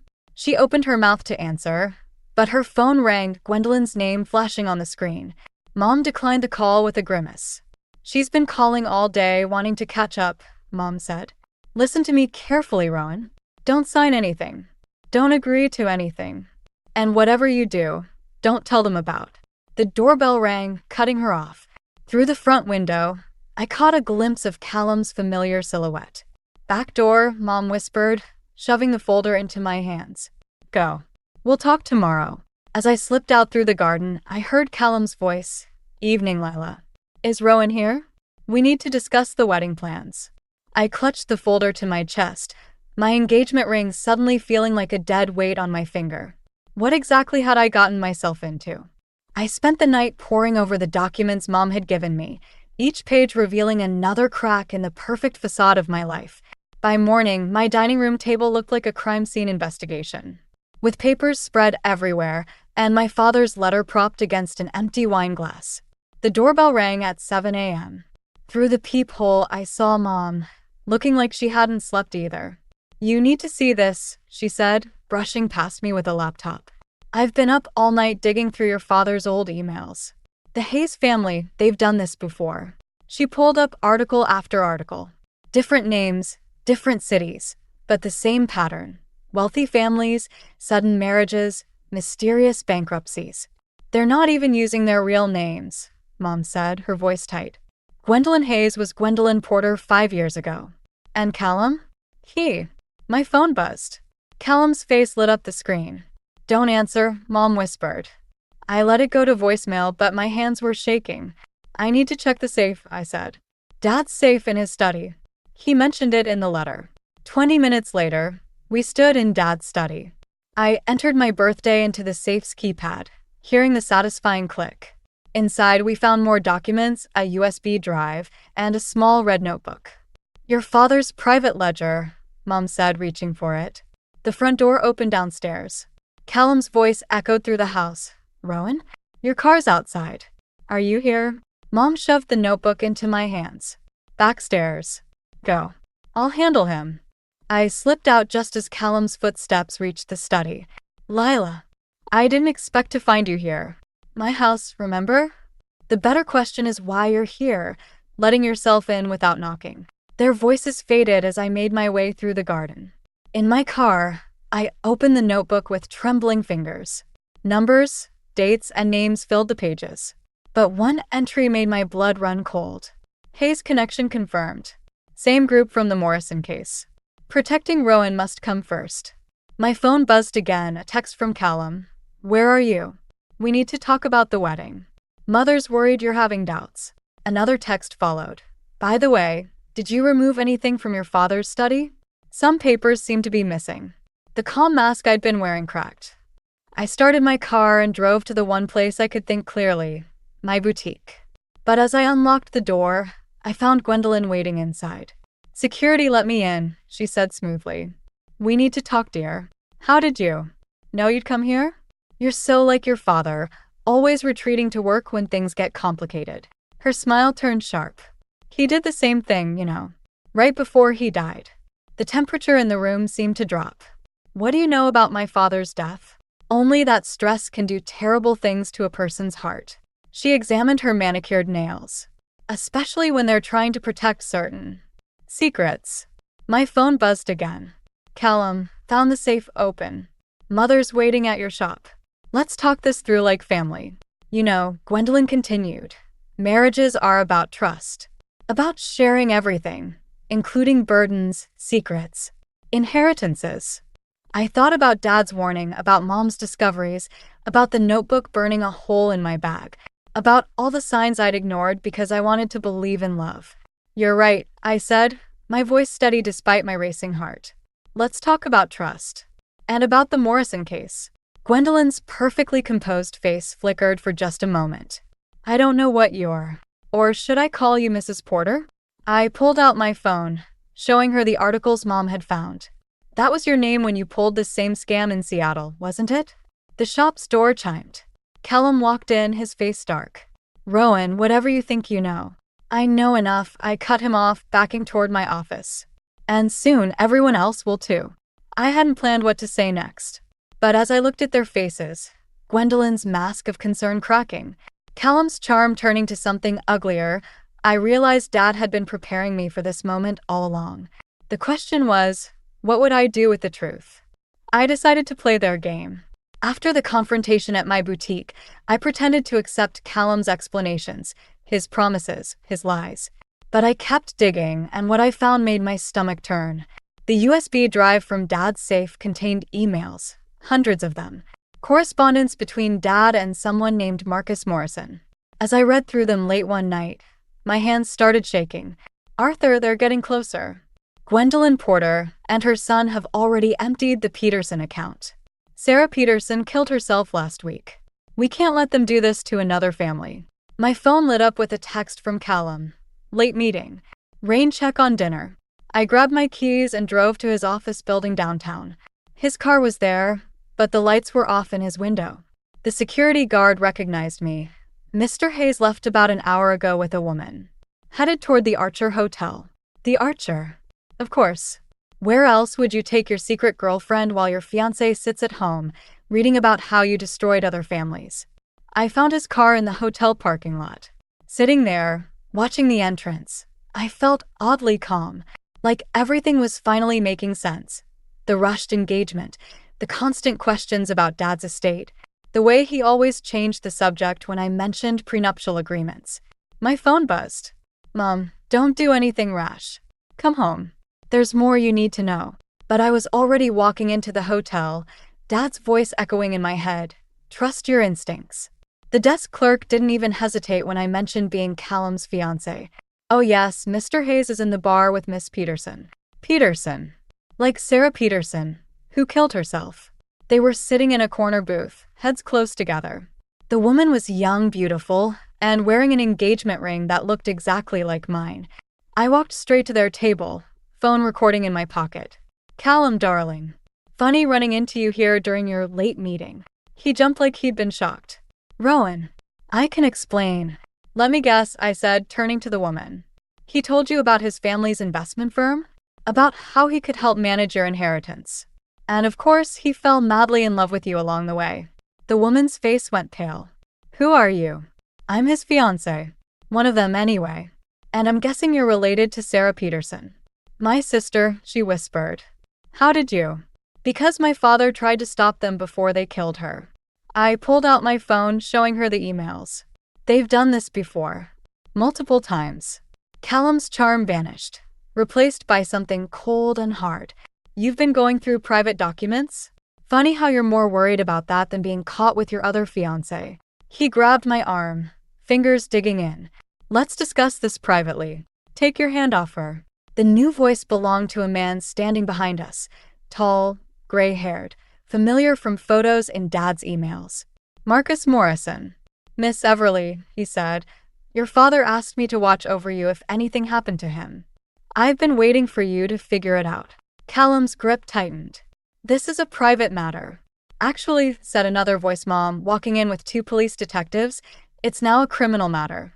Fraud, theft, and conspiracy charges tend to be very public. Callum released my arm, his face twisting. You don't understand. My mother is already in custody, one detective said. We picked her up trying to access your father's business accounts 20 minutes ago. As they led Callum away, I sat down heavily in the booth. The other woman, Peterson's sister, was crying quietly. I almost fell for it too, I told her. They're very good at what they do. Mom sat beside me, holding my hand. Your father would be proud. He spent years trying to expose them. Did they? I couldn't finish the question. We can't prove they caused your father's heart attack, Marcus said quietly. But the stress of trying to protect you from them certainly didn't help. I twisted my engagement ring off my finger, feeling its weight one last time. Then let's finish what Dad started. The ring clattered onto the table, and with it, the last of my illusions about love and trust. But something stronger was taking their place, a determination to make things right, to protect others from falling into the same trap. Dad had tried to warn me. Now it was my turn to warn others. The morning after Callum's arrest, I sat in Marcus Morrison's office, surrounded by evidence of my father's secret crusade. Files, photos, and financial records covered every surface, each telling a story of another family destroyed by the Hayes schemes. Your father wasn't just tracking them, Marcus said, sliding a thick folder across his desk. He was building a case. But he needed absolute proof of their connection to Sarah Peterson's death. I opened the folder, finding photographs of Callum with different women, all wearing similar engagement rings. All from wealthy families. All now bankrupt or worse. Why didn't Dad just go to the police? Marcus's expression darkened. He tried. But Gwendolyn had connections in high places. Each time we got close, charges would mysteriously disappear.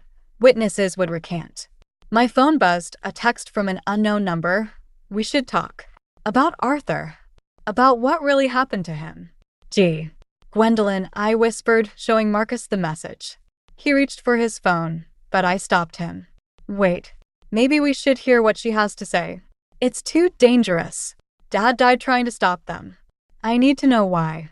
The county jail's visiting room was cold and sterile.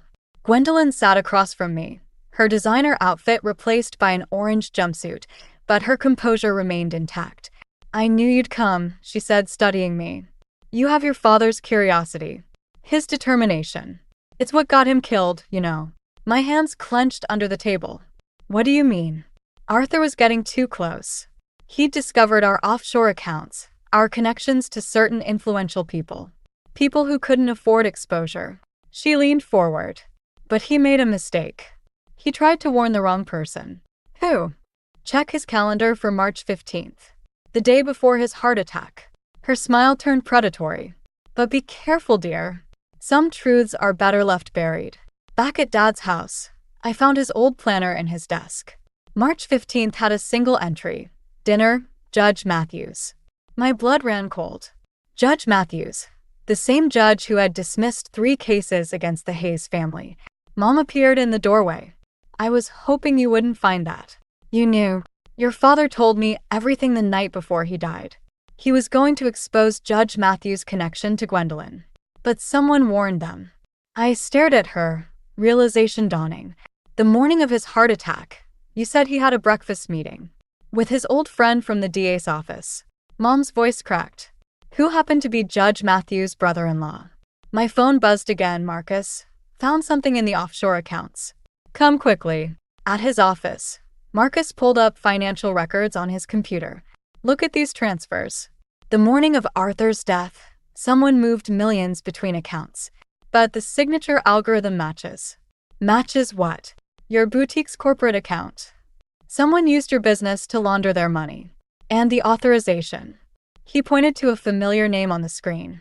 My heart stopped. The authorization came from my accountant, the one Callum had recommended when we got engaged. They were setting me up, I whispered. If Dad had exposed them, you would have gone down too. Marcus ran a hand through his gray hair. Arthur figured it out too late. He had to choose between exposing them and protecting you. My phone buzzed one last time. Another unknown number, like father, like daughter. Back off or history repeats itself. Some hearts just can't take the strain. I thought about Dad, about his final choice, about the legacy he left me, about justice and revenge, and the fine line between them. We need to end this, I said, my voice steady despite my racing heart. Not just for Dad, but for everyone they've hurt. Marcus nodded grimly. But they're watching you now. One wrong move. Then we'll give them exactly what they're watching for. I pulled out Dad's notebook, flipping to the last page. Dad left a plan. A way to trap them all. Judges, lawyers, everyone. But it's risky. How risky? I met his eyes. I'll have to die first. The plan was insane. Dangerous. Probably illegal. But as I thought about Sarah Peterson, about my father, about all the lives destroyed by greed and corruption, I knew there was no other choice. Sometimes to serve justice, you have to be willing to lose everything. The plan was simple. Fake my own death. Make it look like another victim of the Hayes family schemes. But nothing prepares you for reading your own obituary. Tragic accident claims local businesswoman. The headline read. The article detailed how I'd apparently driven my car off Clayton Bridge after discovering irregularities in my boutique's finances. The same bridge where Sarah Peterson had died. I watched the funeral from Marcus's car, parked far enough away to stay hidden. Mom knew the truth, of course, she had to. But watching her pretend to grieve, seeing the real tears of my employees and friends, it felt like dying for real. Callum showed up in a perfectly tailored black suit, playing the devastated fiancé. Even from a distance, I could see him working the crowd, probably already sizing up his next target. They're taking the bait, Marcus said, checking his phone. Judge Matthews just called an emergency meeting with Gwendolyn's lawyer. But something felt wrong. Callum was too composed, too calculated in his movements. Like he was performing for someone. That night, I snuck into my boutique's office, using the back entrance key I'd never turned in. I needed to check the safe to make sure the evidence we'd planted was still there. The office door was already unlocked. I was wondering when you'd show up. Callum sat in my chair, his feet propped on my desk. Behind him stood Judge Matthews and two men I didn't recognize. "You really are your father's daughter," Callum said, smiling that charming smile I'd once loved. He tried the same trick. Faking evidence, planning his big reveal. Right up until his heart gave out. Gave out. I kept my voice steady. "You mean until you made it give out?" "Potassium chloride," one of the unknown men said. "Untraceable in most toxicology reports. Especially when the victim has a history of heart problems." My blood ran cold. They hadn't just let Dad die, they'd murdered him. "The question is," Judge Matthews said, "what should we do with you?" "You can't touch me," I said. "Everything's already been sent to the FBI." "No," Callum replied, "it hasn't. Because Marcus Morrison won't be delivering anything to anyone." My phone buzzed. A photo appeared, Marcus's car, wrapped around a tree. Another accident. "You see," Callum continued, standing, "we own this city.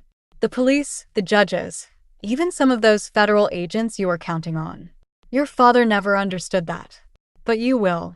The two men moved to block the door. Judge Matthews pulled out a small vial. "The thing about faking your death," Callum said, "is that sometimes it becomes real." I backed away, but my heel caught on the carpet. As I stumbled, I caught a glimpse of movement outside the office window, a flash of gray hair. "Before you kill me," I said, playing for time, "don't you want to know where the real evidence is?" Callum's smile faltered. "What real evidence?" "Dad's backup plan. The one even Marcus didn't know about." I forced a laugh. "Did you really think he'd trust everything to one person?" The men exchanged glances. Judge Matthews stepped forward. "Where is it?" "In a safe deposit box. Time locked. If I don't enter the code every 24 hours, everything goes public." "She's bluffing," Callum snapped, but uncertainty crept into his voice. A siren wailed in the distance, growing closer. "Maybe I am," I said. "Want to risk it?" Because this time, I made sure everyone would know exactly who to blame for my death. The sirens were definitely heading our way now. Judge Matthews grabbed Callum's arm. "We need to go. Now." They rushed out the back door, just as police cars screeched to a stop outside. Mom burst in through the front, followed by FBI agents. Real ones this time. "Marcus?" I asked. "Safe," Mom said, hugging me. "He called us as soon as he spotted them following you." I sagged against her, the adrenaline draining away. We'd gotten what we needed. Judge Matthews and his thugs on camera, confessing to Dad's murder. But Callum had slipped away again. "He'll be back," I said, watching the agents photograph the vial they'd left behind. "He won't be able to help himself." Mom squeezed my hand. "Then we'll be ready." But as I stood in my darkened office, surrounded by evidence of how deep the corruption went, I wondered if anyone could ever really be ready for what was coming next. 3 days after the confrontation at my boutique, Callum walked right into our trap. He showed up at Dad's estate auction, the one I'd arranged to settle outstanding debts.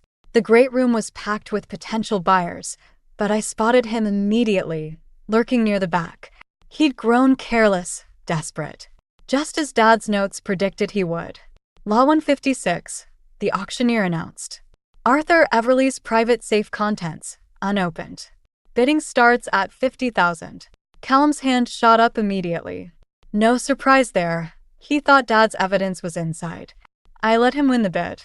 "Congratulations, sir," I said, approaching him afterward. "Would you like to open it now?" His eyes narrowed. "You're supposed to be dead. Sorry to disappoint." Again. I gestured to the safe. "Shall we?" He followed me to a private room, where Marcus and Mom waited with the FBI agents. But Callum just smiled, that familiar, confident smile that once made me trust him. "You still don't get it, do you?" He pulled out his phone. "One call and certain judges will make sure that all evidence disappears." I opened the safe. "Like this evidence?" Inside lay a single envelope, addressed to him. "What game are you playing?" "Open it." His hands shook slightly as he tore open the envelope. Inside was a single photo column with Judge Matthews, taken the night of Dad's death. "There's no proof," he started. "Check your phone," Marcus said. Callum's screen lit up with a video security footage from my boutique, showing his entire confession about Dad's murder. "Already viral," I said. "Every news outlet in the country has it. Judge Matthews was arrested an hour ago. And your mother." I paused. "Well, she made a deal." "You're lying." But sweat beaded on his forehead. "She told him everything, Callum. About Sarah Peterson, about Dad, about all of it. See, that's the thing about people like you and your mother. You never really trust each other." He lunged for the door, but FBI agents blocked his path. "One more thing," I said, pulling out Dad's notebook. "Remember when I mentioned a safety deposit box? With time-locked evidence." His face went pale. "There wasn't one. But you believed it because you knew Dad was smart enough to have a backup plan. Want to know what his real plan was?" I opened the notebook to its last page. "He knew you'd kill him eventually. Knew you'd come after me next. So he left a trail, breadcrumbs for me to follow, evidence scattered across dozens of accounts and locations, each piece meaningless alone, but together." "You're bluffing," he whispered, but his charm had cracked completely. "The auction? The safe? All staged. While you were focused on them, FBI agents were raiding every location listed in Dad's notebook. Your entire network is exposed." Callum's composure finally shattered. He spun toward me, rage replacing his usual calculated control. He deserved it. They all deserved it. These self-righteous rich families, looking down on people like us. "People like you," I corrected, "who think they're entitled to take whatever they want, no matter who they hurt." "At least I'm honest about what I am," he snarled. "You're no better, playing these games, manipulating people. The difference is I learned from the best." I stepped closer. "You taught me how to lie, Callum. How to manipulate. How to make people see what I wanted them to see. I just used it better than you." As the agents led him away, he turned back one last time. "Your father was weak. He died afraid." "No," Mom said, speaking for the first time. "He died protecting what mattered most. That's not weakness. It's the greatest strength there is." I watched them take him away, feeling neither triumph nor satisfaction, just a quiet certainty that Dad would have understood. Marcus touched my shoulder. "It's over." But I knew it wasn't, not completely. There would always be people like Callum, like Gwendolyn, like Judge Matthews. The only question was whether there would be enough people willing to stand against them. Dad had made his choice. Now I'd made mine. 6 months after Callum's arrest, I stood in Dad's study one last time. The house had sold yesterday, but there was one final thing I needed to do. The safe opened with a familiar click. Inside lay a single key I'd never noticed before, taped to the back wall. A sticky note accompanied it, "For when you're ready. Dad." Mom appeared in the doorway. "I wondered when you'd find that. You knew about it?" She nodded. "Arthur left instructions. Said you'd know when it was time." The key led us to a small law firm downtown, to a safety deposit box that had been paid up for 50 years. Inside, I found another letter. "My dearest Rowan, if you're reading this, then you faced your storm and emerged stronger. I always knew you would. What you found wasn't just about justice. It was about understanding that true strength lies not in revenge, but in protecting others from experiencing the same pain. There's one last thing I need to tell you. The boutique you built? It wasn't just your dream. It was mine too. A legitimate business, built on honest work and real connections. Everything I wished I'd done differently. Check the account number below. It's your real inheritance. Not money from schemes or manipulation, but from 20 years of quiet investments in people who needed second chances. People like us. Use it wisely. Use it kindly. I love you, Dad." The account contained millions, all legitimate, all traceable to small business loans Dad had given over the years. Loans that had been paid back with interest and gratitude. That evening, I sat with Marcus in my boutique, watching the sunset through the windows. "Sarah Peterson's sister called," he said. "The foundation you started with your father's money? It's already helped 3 families avoid foreclosure." I nodded, thinking of all the other families out there, vulnerable to people like Callum. Dad's letter said strength lies in protection, not revenge. I think I finally understand what he meant. Speaking of Callum, Marcus hesitated. He's offering to testify against the remaining network. Wants a deal. Let him, I said. The truth matters more than punishment. My phone buzzed, a text from Mom. Found something else in the study. Come quick. At the house, Mom handed me a small box. Inside was Dad's old watch, the one he always wore. But something was different about it. Press the crown, Mom said. The watch face popped open, revealing a hidden compartment. Inside was a micro SD card and another note. For the next time someone like them comes along. Because they always do. Love, Dad. I smiled, sliding the card into my phone. More evidence, more names, more connections. Dad's insurance policy for the future. He knew, didn't he? I asked Mom.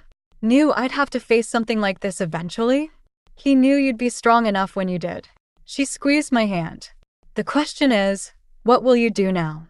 I thought about the foundation, about Dad's network of quiet investments, about all the people still vulnerable to schemes and manipulation. I'm going to do what Dad did, I said. Watch. Protect. Build something real. And if someone else like Callum comes along? I touched the watch, thinking of all it represented. Not just evidence and protection, but a father's love and foresight, a legacy of quiet strength. Then they'll learn what we learned, I said. That real power isn't in taking. It's in giving people the means to protect themselves. As we locked up the house one last time, I caught a glimpse of my reflection in the window. Stronger now, wiser, but still my father's daughter. Still carrying his legacy, but making it my own. The next morning, I opened my boutique early. A young woman waited outside, desperate, afraid, clutching papers that looked suspiciously like the ones Callum used to prepare. Can you help me? She asked. Someone said you might understand. I touched Dad's watch, feeling its weight against my wrist, and opened the door wider. Come in, I said. Let's talk about second chances. Some legacies, I've learned, aren't about money or revenge or even justice. They're about the choices we make when facing the darkness, and the light we choose to share afterward. Dad taught me that, and I intend to teach others.